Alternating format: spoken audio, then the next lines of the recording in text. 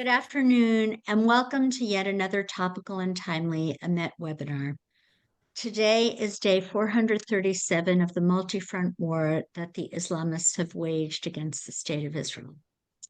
Within the last 2 weeks, we have seen a tectonic rupture in the geostrategic map of the Middle East. On November 30th, the forces of Hayat Tahrir al-Sham took over Aleppo, Hama on December 5th, Daria on December 6th, and on December 8th, Damascus fell. Like dominoes on a game board, after 53 years of the suffocating grip of the Assad family, they have finally been neutered. Bashar Assad is somewhere in Russia, and the doors of the gates of hell or of the human slaughterhouse, Sednaya prison, have been opened, releasing dissidents, perhaps common criminals, perhaps members of Al-Qaeda or ISIS, and God knows who is in the mix. Although many of us are relieved that a major tentacle of the Iranian octopus, creating a passageway for men in arms from Tehran to Beirut, has met with a major impediment, many questions emerge. Here to help answer our scores and scores of questions is Dr. Stephen Blank. Stephen is a good friend and a non-resident senior fellow of the Eurasia program of the Foreign Policy Research Institute. He has published over 900 articles and monographs on Soviet Russian, US, Asian, and European military foreign policies. He's frequently testified before Congress on Russia, China, and Central Asia. He's consulted with the CIA and with major think tanks and foundations, and has chaired major international conferences throughout the United States, in Florence, Prague, and London. He's also been a commentator on foreign affairs in the media in the US and abroad. He's also advised many major corporations on investing in Russia and is a consultant for the Gerson Lehrmann Group. It is indeed, and he has a very lengthy bio. It is indeed an honor and a privilege to have Steve with us. So to begin with, Steve, tell us a little bit about Muhammad al-Jawlani, also known as Mahmoud al-Shura, and his roots, whether his roots are really pure in Al-Qaeda and ISIS, and what seems to be right now what I think is a charm offensive or taqiyya. Well, Jawlani's roots are, as you pointed out, with Al-Qaeda and ISIS. He was involved with them going back 15, 20 years ago. He's only 42, but he was involved in those groups and then in the Syrian opposition.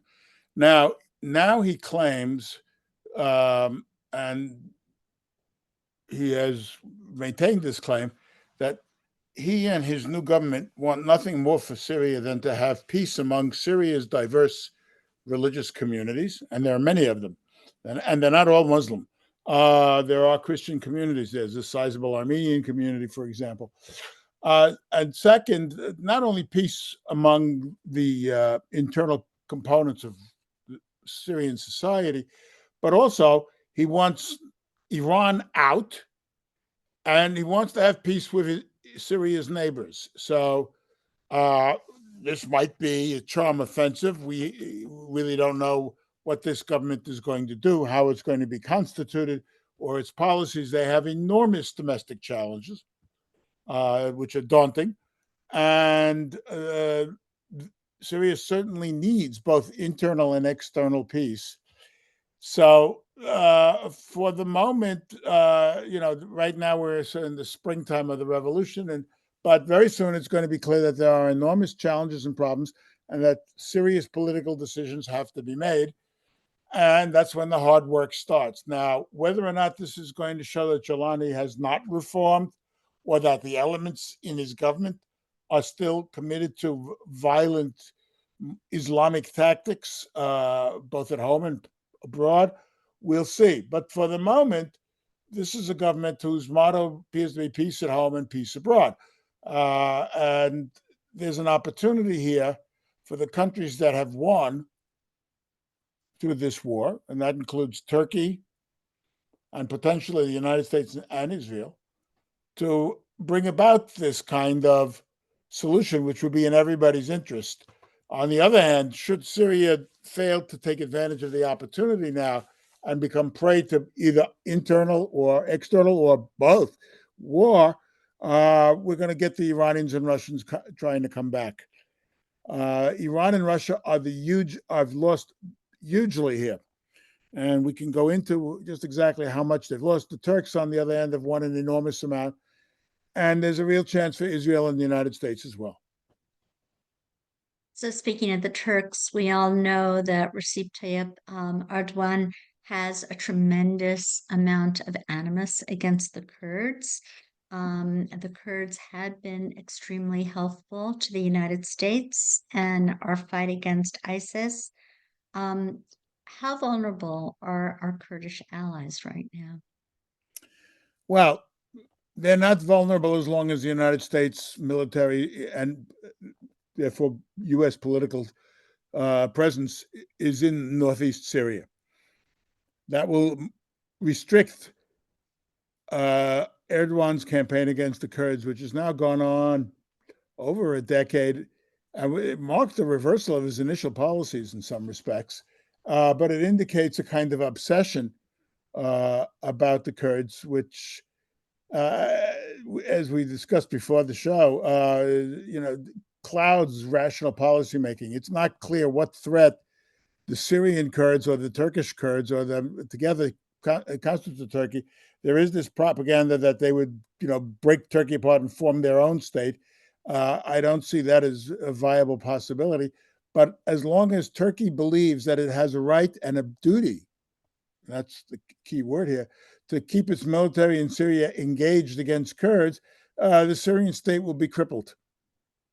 Do you believe we have, 900 U.S. troops around the Kurdish areas? Do you think they'll be remaining? It's impossible to say what President Trump's going to do here. We've got about just over a month left of the Biden administration. Barring some major catastrophe, I don't see them taking any major initiatives in a policy sphere in the Middle East.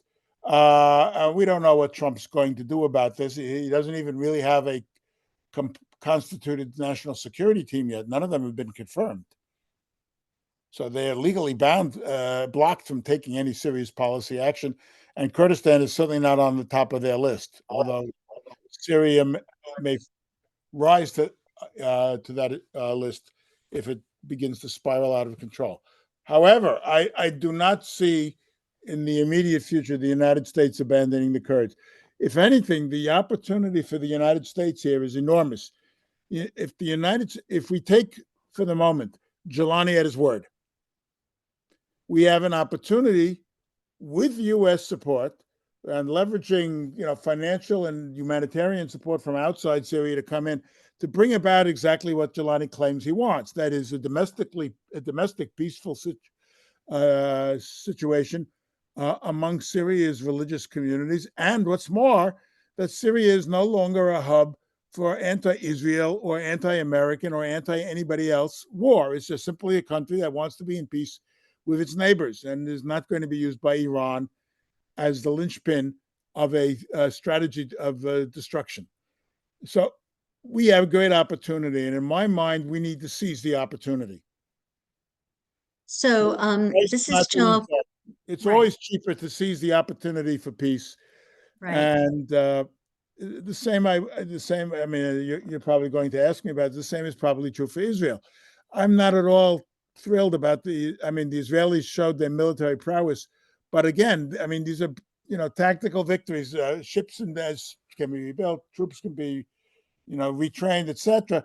The point is that what Israel needs is a peaceful Syria, occupying Mount Hermon and moving troops into buffer zones and destroying the military and continuing to do so, even on the grounds of attacking Hezbollah, is not going to win friends and influence in the new Syria and is going to make it more difficult for them to say that we want to be at peace, because there's always the example to them of Israeli aggression. So I'm not sure this is the smartest move Israel can make. Israel is, an article in Foreign Affairs today says, needs to find political solutions. That's the purpose of using force, is to bring about a better peace, as the great British military historian Little Hart wrote.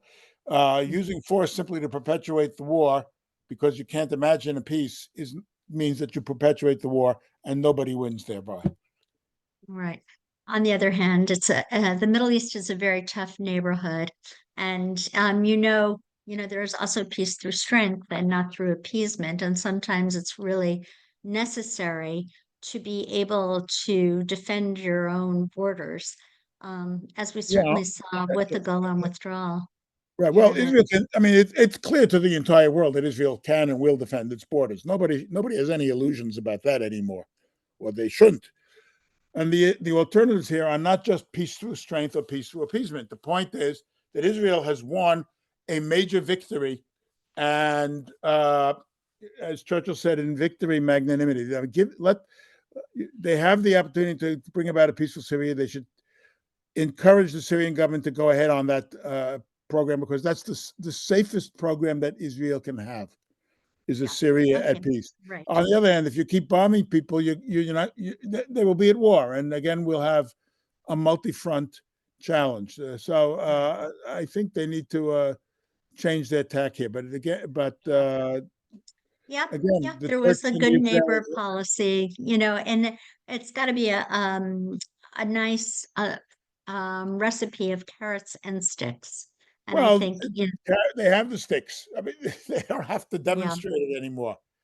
The carrots are important here. I mean, everybody understands that Israel is a major military power.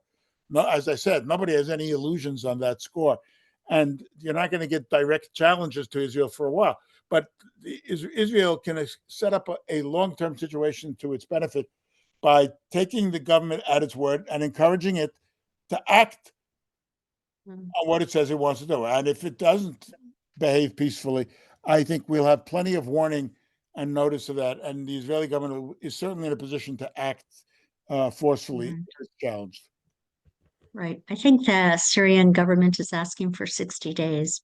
After the 61st day, we have to give it, a little bit of period after the honeymoon period, Yes, but 60 days. and just, Yeah. yeah, right.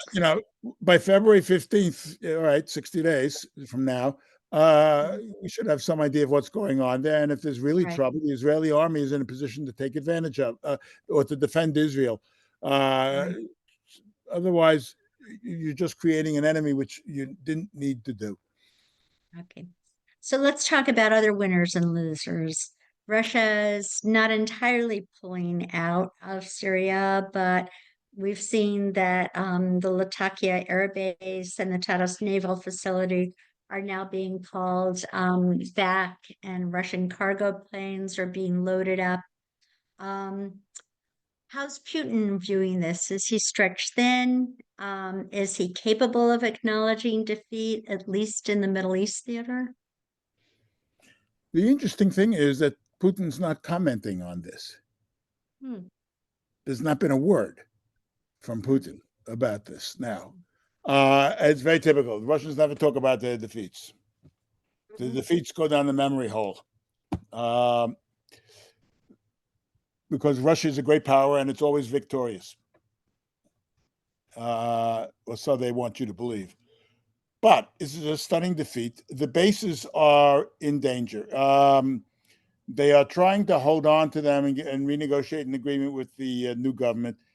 I don't think they're going to get the agreement. I think this government understands that those bases, they're not just to enhance, were there not there just to enhance Assad's power and kill the opposition, which is now the government, but also it makes Syria a military subordinate of Russia.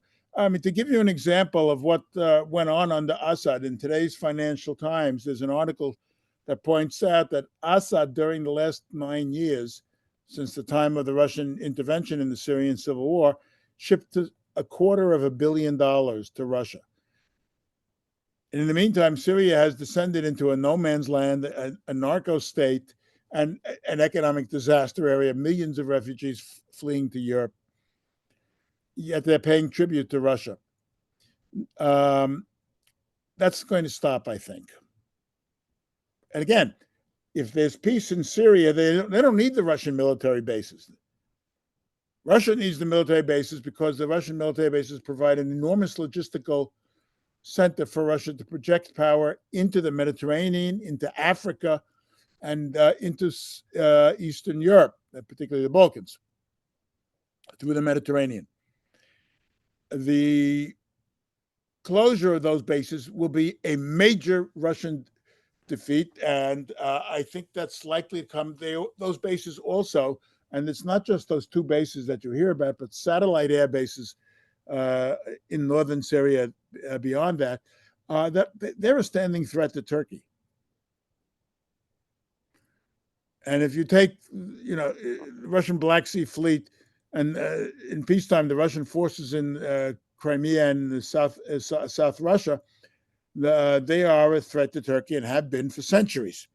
I don't see that Erdogan is going to want to keep those bases in Syria, and if he does, there will be those bases will remain open on Turkish sufferance, which is not what Russia wants, but maybe the only way they can get it. So the Russians have lost big time in Syria. They've lost an ally. They've lost a source of tribute. They've lost the logistical linchpin of their entire power projection operations to Africa, and they are going to be intensifying their pressure in the Eastern Mediterranean and in the Horn of Africa, and maybe even in the west coast of Africa on the Atlantic side, to look for naval and air bases. And I think you should be aware that that's going to be coming, because even though they are very straitened or constrained in their resources. Now, Iran, too, is a huge loser. Iran's strategy is lying in ruins. The strategy was to support the axis of resistance, Syria, which was militarily as well as and logistically a center for the provision of Hezbollah, Hamas, and the Houthis, support all the 3H club, as I call them, Hamas, Hezbollah, and the Houthis, against Israel to maintain constant pressure on Israel, maintain this multi-front pressure on Israel until such time as they could attack Israel directly. And Hamas jumped the gun, but the Iranians were clearly in on some of the planning for this. And then by the time Iran has a nuclear weapon, whenever that will be, use that nuclear weapon to extend deterrence to those terrorist groups so that they have escalation control, or they think they do, in attacking Israel without let-up. That strategy now is ruined. And the Iranian investment in Syria is ruined. $50 billion gone. And Iran, too, really can't afford that kind of money, but it's gone. So the Iranians now are scrambling for a strategy. Their initial response was truculent. They blamed America for all this. There's no sign they're going to stop trying to get a nuclear weapon, and that has to be stopped. And I think that will be a major priority of the Trump administration. It's certainly a major priority of the Netanyahu government. And I think most Arab states would welcome something that prevents Iran from going nuclear, even if they can't say so publicly. So Iran and Russia are the two biggest losers. Turkey overtly is so far the biggest winner. And there's an opportunity for Washington and for Jerusalem to really improve the situation in the Middle East, which I think they need to take. So that means that you have to give the new Syrian government the benefit of the doubt and give it an opportunity and help it to stabilize itself on a peaceful basis. And if that proves impossible, we have the means to deal with it. So, first of all, okay, let's get back to Iran. Do you think that the Trump administration would assist Israel in striking Iranian nuclear sites? They might even do it themselves. Mm-hmm. Israel does not have the capability to strike all of Iran's nuclear sites. They struck some of them in October. They destroyed Iran's air defenses, which has left it vulnerable to future air attacks. But they have logistical difficulties in reaching some of the buried or distant installations that are part of this process in eastern and southern Iran. There's when the United States comes in. It's entirely possible that the Trump administration might do it itself. They may do it with Israel. Again, we just don't know. As I said, there's still no administration. There's no national security team, and we hear a lot of things coming from Mar-a-Lago, but Trump speaks a lot and often contradicts himself. So it remains to be seen. You think that Iran might act out in an irrational way? Well, irrational. I mean, look, what we call rational is not rational to them. That's part of the problem. I mean, if they were to get up there and say, okay, look, we've been wrong. We don't need a nuclear weapon. Israel is not a threat to Iran. And both of these are true, I think, but not to this regime. And, we're prepared to make a political settlement with all those states that are hostile to us, like the United States and Israel and so on. I mean, you'll have tough bargaining because they are very tough negotiators, but that's better than everybody shooting at each other. Mm-hmm. Mm-hmm. So, do you think what do you think if you were Recep Tayyip Erdogan? What are his aspirations? How far do you think he wants to go with this? Well, he wants to restore Turkey as a great power in the neighborhood. And that neighborhood is not only the Middle East. This episode is the second time that Turkey has been able to advance into what has been a Russian sphere of influence. The first one being Azerbaijan and the Caucasus in 2020, and playing a major role in the Nagorno-Karabakh war between Azerbaijan and Armenia. And now they have a full-scale alliance with Azerbaijan. This was unheard of before. And the Russians have acquiesced. The Russians are going to have no choice but to acquiesce here. He's also played a role in trying to moderate the Russo-Ukrainian war. The grain agreements were signed in Istanbul. He might be willing to host a peace conference because he has good relationships with both Kiev and Moscow. So, and the Turks are also trying to increase their energy capabilities. They found gas in the Black Sea. They're still blocking Eastern Mediterranean gas pipeline with their navy. So they are attempting to play a major regional power role throughout what you might call the Turkish neighborhood. And if you look at the map, you see that's an extended neighborhood. There are some analysts who call it neo-Ottomanism. Maybe that's the case, but I mean, they certainly aren't going to be able to control developments on the ground, but they are certainly expanding their influence in the Caucasus, even in Central Asia and the Middle East, and even into Africa. Mm-hmm. What about the stockpiles of chemical weapons? What do you think is going to happen to them? I'm sure, we saw in 2013, remember Obama's red line, and then they were used about 1 year later. And do you think that our Syrian Kurdish allies are going to be vulnerable to them? Well, everybody is vulnerable to chemical weapons in that area, depending on, if there's a threat to the new government. I think that would be an excellent example of how we could test the new government's willingness to be at peace. I mean, the fact is that their army is gone because of what Israel has done. There's no military force. Now, maybe you could say that's a plus from the Israeli point of view, but they have no way of defending themselves now if they're attacked, except by their own means. They don't have a professional armed force there. If it would be, I think, an excellent test of their intentions and a way to help them get rid of the chemical weapons, with people who understand how to dispose of these things. Do it professionally. We have the people, and it would be a way to improve relations between the United States and Syria, and to help the Syrian government, to use the metaphor, get its legs under it. and stabilize the situation on the ground. They don't need chemical weapons in principle, but you have to create conditions whereby nobody thinks he needs those weapons. And again, to build a state that lives at peace with itself and therefore with its neighbors. Yeah, right. All right. So, there is a tremendous amount of migration in Syria. According to Thursday's Guardian, 1.1 million people have been displaced by HTS. Among them, 100,000 Kurds. Are these people just going to be living in refugee camps? What do you think is the international community going to give them any support? What do you think is Uh, going to happen? I'm not a big believer in, quote, the international community, end of quote.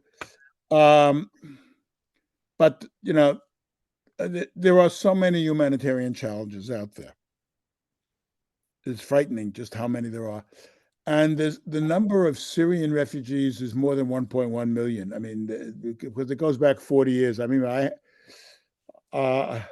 I had surgery 4 years ago, and one of the doctors was a Syrian refugee. His family fled Hama when Assad's father murdered 20,000 people, including his grandfather. There. So we have over 1 million people, many of whom are quite talented and professional and so forth. If they want to come back to Syria, again, conditions should be set up so that they can flourish. This again is an opportunity for Syria to regain something of a normal, stable a life with with guarantees to everybody and so forth. And again, I mean, they need help. The country's broke, so there is an urgent humanitarian, but the humanitarian need is strategic as well. Because if we don't help, we're going to get back to something like what we've seen, Mm-hmm. and I Mm-hmm. mean that's obvious. Right. Just seeing. Okay. I'm looking at some of the questions from the audience. Should Israel take the opportunity to destroy the Russian armaments and bases? I think that a lot of it they've already been, a lot has already been destroyed, right? Well, Syria should not attack Russian. I mean, Israel should not attack Russian bases, or outright. Just this is not Israel's issue. They have, you know, the armaments. I mean, the Syrian military has been so crippled by by this and by what the Israelis done that it doesn't count for much anymore. So I mean, I think your answer is, as we would say, overtaken by your question. Rather, is overtaken by events. But they certainly the Israelis have no business getting involved in the question of whether the Russian bases stay. That's for Syria. Turkey is going to get involved in that because they're the patron Yeah. of the government. But look, we know what the Israeli answer is going to be: get the bases out. I mean, obviously, but they certainly Yeah. shouldn't attack them. That makes no sense. Right. Some of these questions have already been answered. Right. Like, is this revolution in Syria a pathway for Turkey to replace Iran as the most serious threat to Israel, the US, and the West? What do you feel? No, it isn't. It's a pathway to replace Iran as Syria's foreign patron. I'm not sure that Turkey will have the influence that Iran had over Bashar Assad as we go further in time. But again, I mean, Erdogan is not a friend of Israel, but he's certainly not interested in sending the Turkish military to try to go to war with Israel or starting that. I don't see that happening. Because what you don't hear about, but which is a fact, is that there's a lot of trade between Turkey and Israel. And trying to go to war with Israel just cuts that trade off, and it doesn't benefit Erdogan and Turkey. Mhm. So Right. So, how do you feel the Gulf states are looking at this? I mean, if you were a Mohammed bin Salman, or one of the emirs of Qatar, Bahrain, what would your response be to all of this? well, as I said, as you know, I'm not a Middle East specialist as such, but if I were these guys, I'd see this as a great opportunity. And again, it reduces the Iranian threat to them because these terrorists were threats to them as well, Hmm. and are the Houthis are. It's an opportunity as well to bring Syria into a Middle Eastern, a ground for investment and stabilization over time. And to the extent that Syria stabilizes itself and that the Iranian threat is diminished while Trump and his team come in, there is the real opportunity for an expansion of the Abraham Accords framework over time, not just with Saudi Arabia, but other states as well. And if Syria is at peace and beginning to thrive, that would be a good one too. That might be an opportunity. And again, these are opportunities that come once in a generation, and you have to seize them while you can. Right. I realize that there's the danger that we may be looking a gift horse in the mouth, and so on. But the point is, this is an opportunity that Israel needs to seize, and it has the means to defend itself if things go bad in Syria. But it should not provoke more violence there. Right, right. One of our anonymous attendees wrote the overthrow of Saddam Hussein was also an opportunity for Iraq to be a stable and peaceful neighbor. How did that work out? Can you compare Well, and those are completely contrast? different events. One, Saddam Hussein was not overthrown by a revolutionist. Saddam Hussein was overthrown by the American army. So it was an external invasion. And there's a Mhm. fundamental difference between an external invasion and a domestic revolution, right off the bat. Mhm. Because the reconstitution of an Iraqi national government then becomes an act of national liberation uh, against somebody. In Syria, it's an act of national liberation against Assad, not against the United States or Russia or Iran, although Iran indirectly. So these are apples and oranges. We made a lot of mistakes in Iraq. If you read now a good history of the United States involvement in Iraq and an objective account, or if you're able to get a hold of after action reports and things like that, you'll see that we made a lot of mistakes in Iraq, and now we freely admit them. In Syria, we have an opportunity, and we're at the beginning of the situation here, so we do not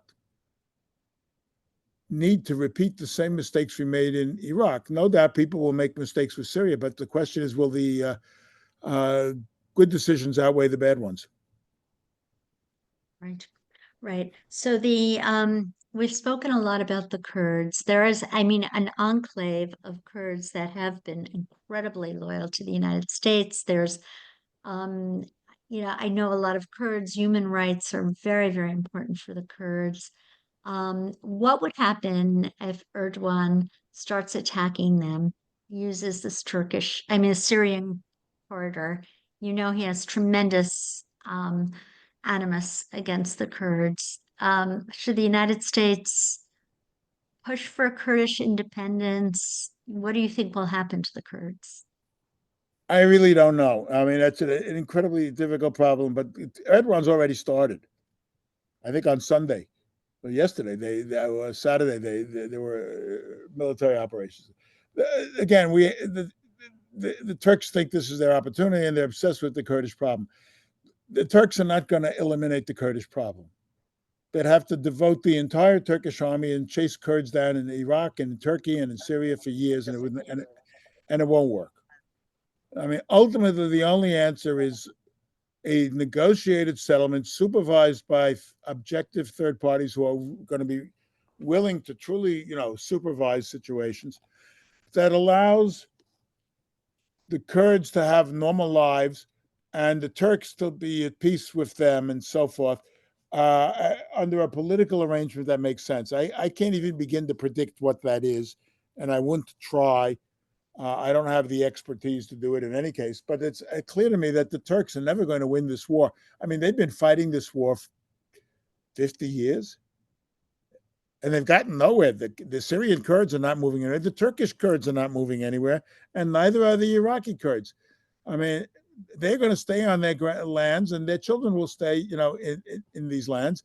And one day Erdogan won't be there, and it'll be somebody else, and maybe that person will have the understanding necessary to find a political solution so that the Turks, the Kurds, and the states in which the Kurdish communities are concentrated, Iraq, Syria, Turkey, can live at peace. Right. You're right. Iran also.